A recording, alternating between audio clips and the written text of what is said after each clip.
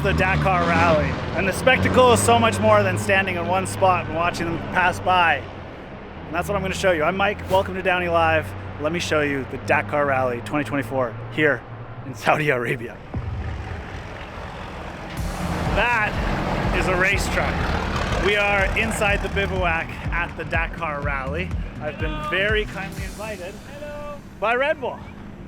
And there's Seth himself right now. This is Seth Quintero, a driver for the Red Bull Rally Raid team, and along with his co-driver and navigator Dennis Zenz, they hold the record for most number of stage wins in a single Dakar. Oh yeah, and Seth is only 21 years old. So the Dakar Rally this year is taking place in Saudi Arabia. We're actually in the Arabian Desert, which is the largest sand desert in the world. Lying to you. We're gonna do this already, Seth. All right. He's lying. We're off to a good start. So Seth, where are we headed right now? I don't know. Yeah, We're headed to administrative checks.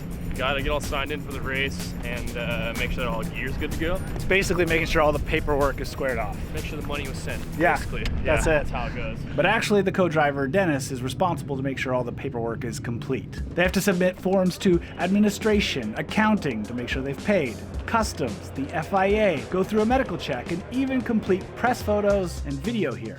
Can you please turn around? Yeah. Sorry, I can't fit through the door. So, paperwork cleared? They were cleared. Good to race. It was literally like, every time you sit there for like 45 minutes and there's like, stamp, stamp, stamp, stamp. And that's it. Just, you gotta do it though. Yeah, gotta do it. So Dennis, you're the co-driver? Yeah. How did you two get put together? Oh, oof. Yeah, let them know. It was actually, you know how like young dudes like me hit chicks up in the DMs is what it is? My Red Bull boss hit him up in the Instagram DMs. Yeah. Really? And I didn't even want to answer. Yeah. I put, okay, there's some guy just asking for autograph. And at the end it was Red Bull, so I decided right and I got back to them, luckily. Smart guy. And then they put us together, yeah? What's it like? Being his co-driver? Yeah.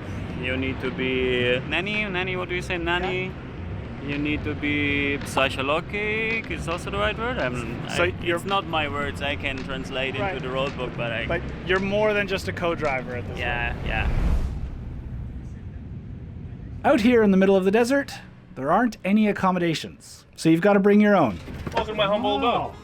I don't know how to open the fridge. I got it. Nothing. Actually, barbecue sauce. That's all you need, Sweet Baby Ray's. And if you know me, Ooh, hot sauce packets. there you go. Just the essentials. It's a struggle out here, all right? Freezer, Pop-Tarts, Twix, Cheez-Its. Done. Come on. Yeah. Come on. Clever. Come on. Oh, up top. Oh, careful. All right, careful. Oh, Boom! popcorn! Oh, whoa. Oh, Some Cheetos. Top ramen. Come on. there you Come on. The essentials. Come on. Essentials. Look at IV, Slim Jims, cashews. Let's be real here. This is where I sleep. This is where no magic happens. Yeah, unfortunately. right. That's right. Yeah.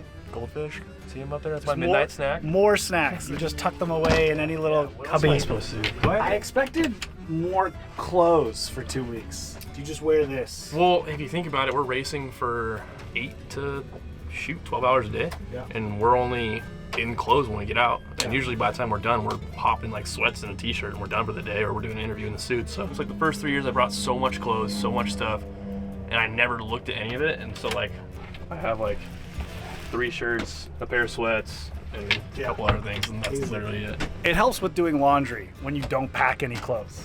Yeah, right? You know how many times I've gotten home and like my bags have just sat there for like 2 months that I want to unpack it, full of clothes? I'm fully guilty of the same thing. Honestly, pretty simple setup, super clean. That's how we lived for 2 weeks. I don't know if I'm impressed or disappointed, but either way. In what? What do you mean? Well, I don't know. The unit is awesome, but there's so little stuff in there. Did you see my snacks? Yeah, well, I'm saying I'm both impressed. I'm surprised. We'll leave it at that. You just dissed my snacks. I'm not making friends with Seth today. You know what? Get back in here. What do you mean?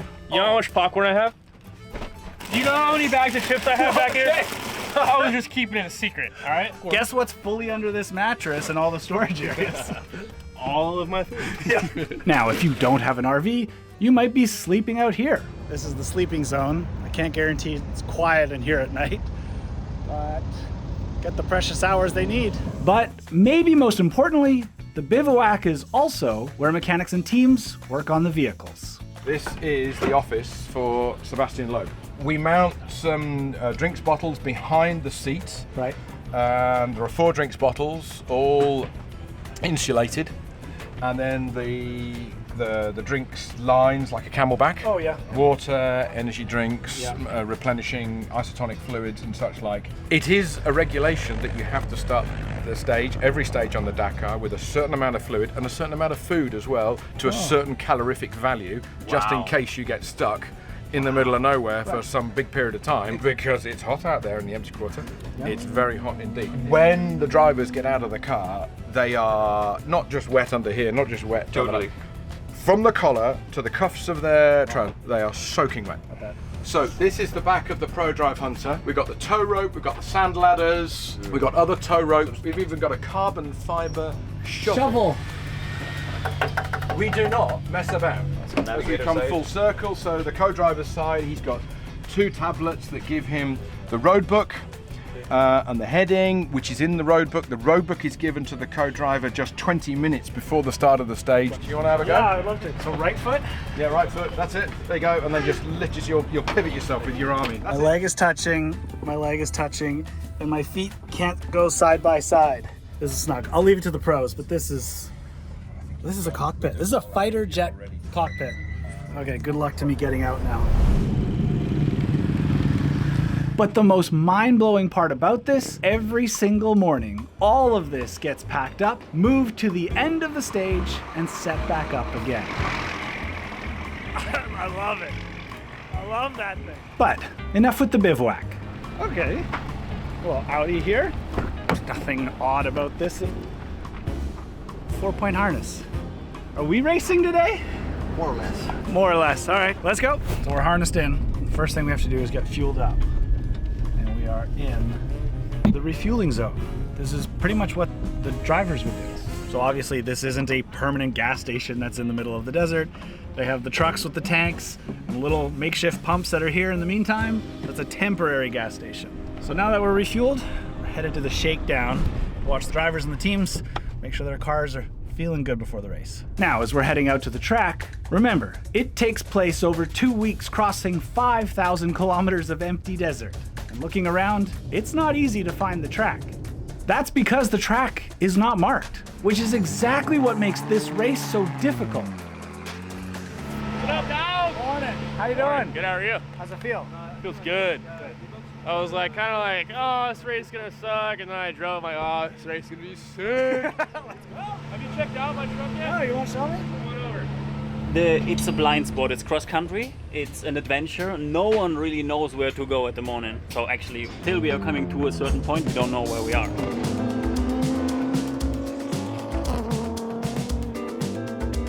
When do you get the maps? 5 minutes by hour to start. That's when you get the maps. 5 minutes by hour, and then green flag, and we go. So you have We don't really know anything, so it's really blind, and that's the challenge in the sport, to find the way in a certain speed. 400 WTC sharp right, waypoint okay, go to the center, and 200, 500, over summit, out on the right. So we have the 2 tablets here to make the navigation. Left is just my road book, so you see here a kilometer, 22.7. You have to turn left, cup 295 average, so we follow a cup heading, 280 meter level. Later we go 90 left to cup 230, and so we go box by box. It's all blind, we don't know where to go. We have waypoints, which we have to check up to know, okay, we're on the good road, and yeah, that's basically how we do it. It's not just my job, it's a team job. I need Seth to get the visibility, and he need me to tell what's actually written here. So it's a team job. It's 4 eyes, and as more both of them see, the better you are. Where did you learn all this? Like, how did you? The PlayStation. Yeah. There is a Dakar game. It's actually very good. It's not the best simulation, but for all the tablet and all the navigation, it's the best in the world. So that's how I learned it. Now the race is starting.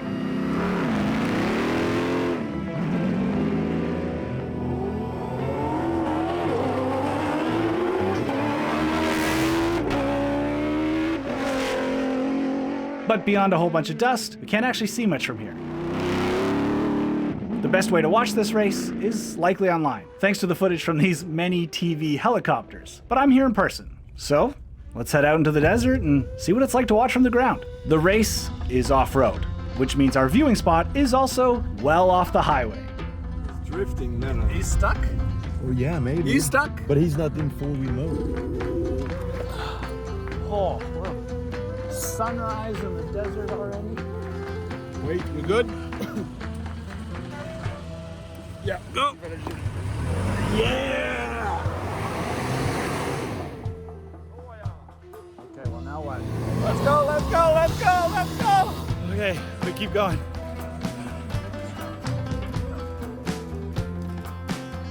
One down. Woo! Now don't stop. Good. Yeah. Are you kidding me? Camel traffic out here. Oh my gosh. We've now arrived. Oh my gosh. Is this not what we came for? There's baby camels. Just roaming the desert. This is the type of experiences you don't get unless you actually get out and try. Like, we weren't guaranteed to see this. Came across it. It wouldn't have happened if I hadn't come here. The nice part for me is, since there's no traffic out here, they were kind enough to let me drive. So to get an experience of what it's like to drive out here in the sand, they are putting me in a Toyota Prado. Obviously, this is not Dakar spec, but we'll get a sense.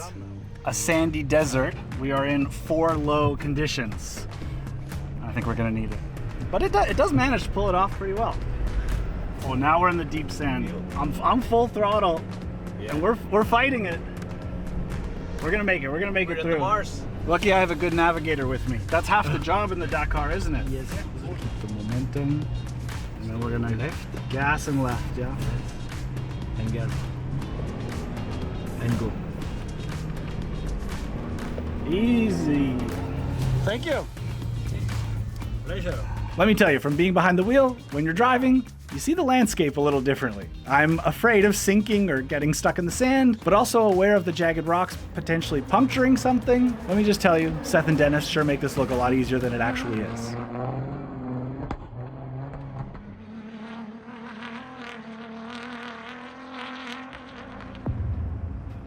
Now for us to watch the race, it's a little difficult, but they've put the Dakar Club here, this lovely VIP tent for us in the middle of this canyon where we can watch the motorcycles and cars come ripping through here in just a minute. As you can see, right away we are greeted by Saudi coffee, and we have plenty of places to sit. And of course, it has the Dakar trophy. But we won't be here much because I can hear what's coming. And this is what I came to see. Okay, we're in a good spot. Remember, the motorcycles and ATVs don't have a navigator to help, so they have to do the riding and navigating themselves. So Seth, what happened today? How'd you do? And what does it mean for tomorrow? Yeah, today went absolutely amazing. There's a lot of games being played with the big dogs, and I was like, you know what, I'm just gonna go out and drive and see what happens. And yeah, today went awesome, and now I'm getting my broken back worked on. Nice. So that means that tomorrow you get some tracks to follow. Yeah, tomorrow, exactly. That's no better way to put it. I mean, when you open these and you're throwing the rocks out of the way for everybody, it's you're going quite a bit slower, quite a few minutes slower, and when you get to start, 10th, you're in the prime spot. Of course, there are multiple categories competing at the Dakar. Bikes, the quads, challengers, SSVs, the car category, which Seth and Dennis drive, and of course was won by the electric Audi this year. But also the biggest vehicles being the trucks.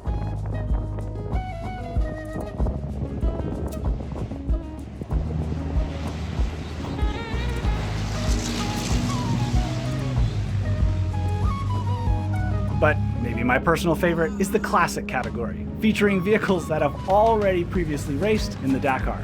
And that is your quick look at the Dakar Rally. What a week it has been here in Saudi Arabia. Thank you to Red Bull for sending me. I hope you've enjoyed this, because I know I have. The endurance, the teamwork.